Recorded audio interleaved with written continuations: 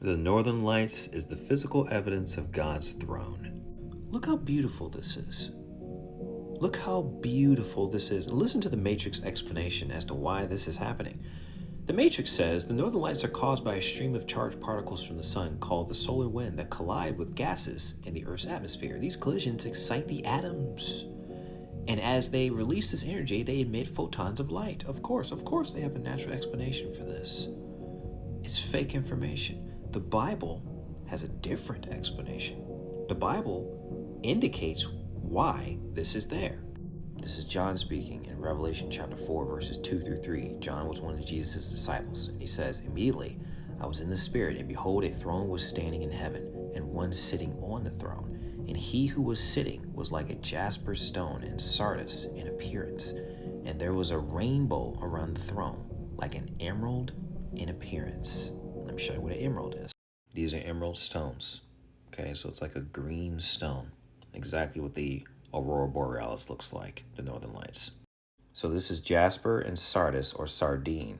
And so Revelation 4, 2 through 3, the one on the throne was of jasper and sardis.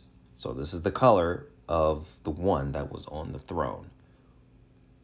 So everyone take that for what it is. So we know that the space agencies lied about the shape of the Earth. They told us it was round and we were flying through space. When in actuality, that's all fake. That's all false. There's no space or any of that stuff. Okay. If you didn't know that, the Earth is stationary, just as the Bible says. There's a firmament. And if God's throne is above the Earth, where exactly would it be? Let's check Psalm 48, verse 2. And it says, "Beautiful in elevation, the joy of the whole earth is Mount Zion in the far north, the city of the great King." Right up here in the land of Jesus, essentially, the North Pole, where we speculate where the Garden of Eden is located, where New Jerusalem is or will be. So right up here is where God's throne is, right, directly above this, above the North Pole. And this right here is the radius of the Northern Lights, or the Aurora Borealis. It covers all of that. So the glory of God, the Creator's throne, his divine essence and energy and color is spread out all over the north. Like, may I tell you what? Hold on, let's look at this. Let's look at this again. The one who pre-existed, all things were made through Christ.